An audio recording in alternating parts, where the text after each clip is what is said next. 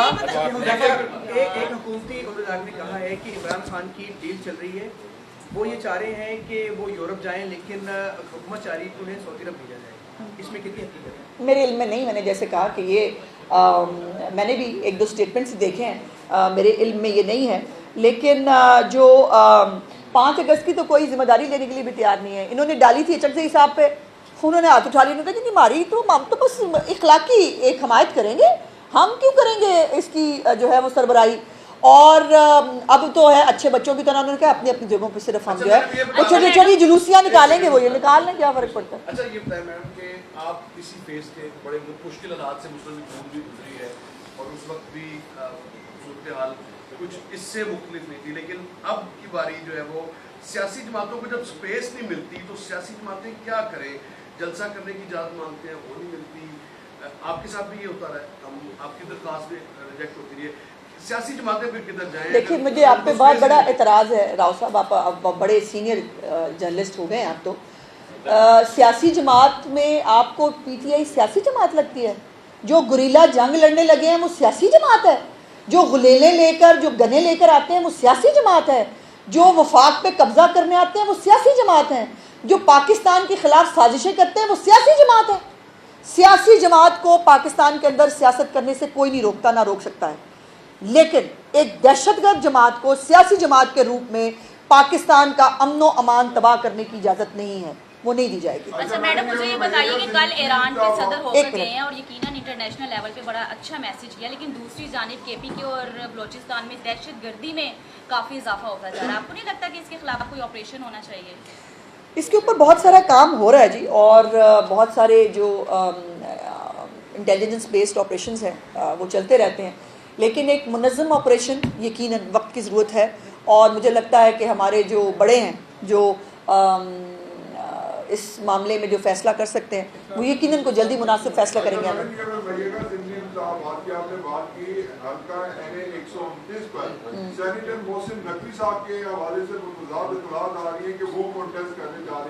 आपके पास भी कोई ऐसी इंफॉर्मेशन? मेरे पास ऐसी कोई इत्तला नहीं। मैडम ये बताइएगा कि अभी आपने एक एतराज़ की है, बानी पीटीआई ने अमेरिकी अखबारात में जो इश्तिहार उनकी जानिब से छुपाया गया, अमेरिका का पाकिस्तान से जो ताल्लुक है वो हमेशा मुफादात का रहा है।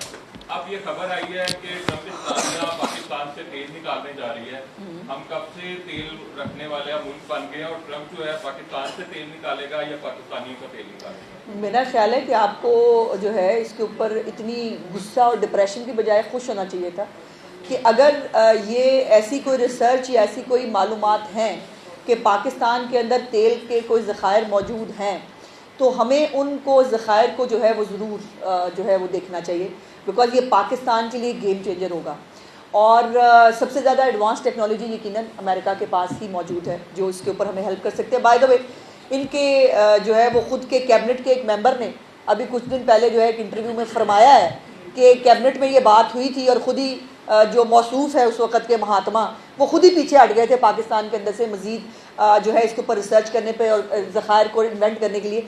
तो ये जो हुकूमत है ये पाकिस्तान के पाकिस्तानियों के मफादात की तहफ़्फ़ुज़ करने के लिए ये हुकूमत है, और जो भी पाकिस्तान के मफाद में है वो हम इंशाअल्लाह ताला ज़रूर करेंगे। लाहौर शहर के अंदर दीगर शहरों की तरह चीनी की किल्लत हो रही है, यहाँ पर भी माफिया सरगर्म है, ज़ख़ीरा अंदोज़ी की जा रही है। कब इस क्रैकडाउन को तेज़ किया जाएगा जो अभी भी चल रहा है? और अब तो दुकानों पे भी चीनी बिल्कुल ख़त्म हो चुकी है, बल्कि जी बिल्कुल इसके ऊपर देखिए चीफ मिनिस्टर साहिबा की बहुत क्लियर इंस्ट्रक्शंस और उनकी जो है वो एक ज़ीरो टॉलरेंस है जिसके ऊपर बहुत सारे मुकदमे दर्ज हुए हैं भाई, बहुत सारे लोगों को अरेस्ट किया गया है।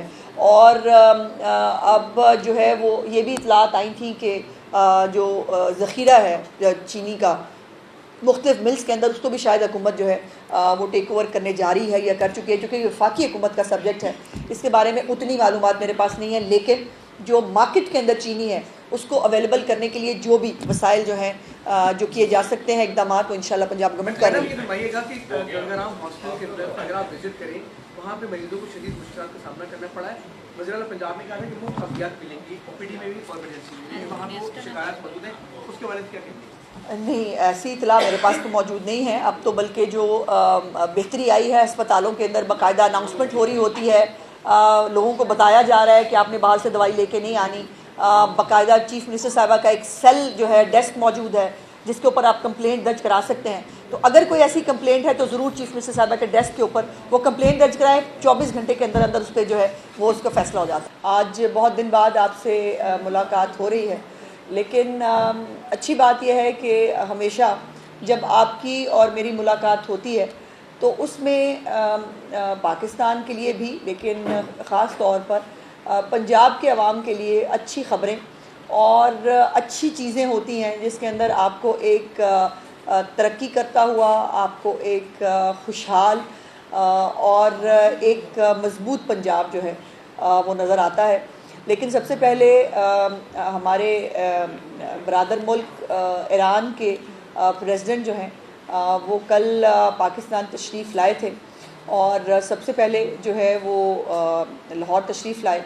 और अफसोस की बात यह है कि हमारे मुल्क के अंदर ऐसा एक तबका जो है वो मौजूद है जिसने हर एक अहम मौके को कंट्रोवर्शियल करना होता है और वो कोई ना कोई ऐसी फजूल गुफ्तगू, ऐसी कोई फजूल चीज़ निकाल के ले आते हैं। अब लाहौर क्यों आ गए? प्रेसिडेंट साहब का लाहौर क्या ताल्लुक़ था? इन अकल के अंधों को इतना नहीं मालूम कि ईरानियन जो कौम है, ईरानी जो लोग हैं, उनका अल्लामा मोहम्मद इकबाल के साथ एक बहुत फ़िक्री और एक बहुत जज्बाती वाबस्तगी है। और अल्लामा इकबाल को वो अपना, हमारे तो वो शायर मशरिक़ हैं ही हैं, वो उनके लिए भी शायर मशरिक़ हैं और वो उनके मज़ार पर हाज़री देने के लिए सिर्फ सीधे पहले जो है वो मज़ार इकबाल तशरीफ़ लाए और एयरपोर्ट के ऊपर उनको कायद जनाब मियाँ मोहम्मद नवाज शरीफ साहब ने और चीफ मिनिस्टर पंजाब मरीम नवाज शरीफ साहिबा ने जो है वो रिसीव किया। और आपको पता है कि ये डिप्लोमेटिक जो इस तरह की चीज़ें होती हैं इसके बहुत सारे मीनिंग्स होते हैं, इसको इंटरप्रेट किया जाता है डिप्लोमेटिक लैंग्वेजेस के अंदर और ये हर चीज़ का एक मकसद होता है। इसी तरह ये मियाँ मोहम्मद नवाज शरीफ साहब का ईरानियन प्रेसिडेंट को ख़ुद वेलकम करना इस बात की अक्कासी करता है कि जो पाकिस्तानी कौम है और जो पाकिस्तान के अवाम है वो ईरानी हुकूमत के साथ, ईरानी लोगों के साथ उनका क्या ताल्लुक़ है और ख़ास तौर पर हम अच्छे बुरे वक्त के साथी हैं। और अब जब ख़ास तौर के ऊपर एक इसराइल के साथ, जो इसराइल ने एक वहशियाना और एक ज़ालिमाना जो हमला किया ईरान की सॉवरेनिटी के ऊपर, उसके बाद उनको यहाँ रिसीव करना इस बात का अयादा था कि पाकिस्तानी कौम, उसके लीडर, तमाम जो है वो इस वक्त ईरानी जो अवाम है उसके साथ हैं। और उसके बाद प्राइम मिनिस्टर साहब के साथ भी, प्रेसिडेंट के साथ भी उनकी मुलाकातें हुई, बिज़नेस फोरम भी हुआ जिसके अंदर जो है वो हमारी जो आपस की ट्रेड है उसको भी $10 बिलियन तक जो है वो ले जाने के अज़म का इरादा किया। हम पड़ोसी भी हैं और हमारे लिए जो है वो ट्रेड दोनों के लिए बहुत अहम है।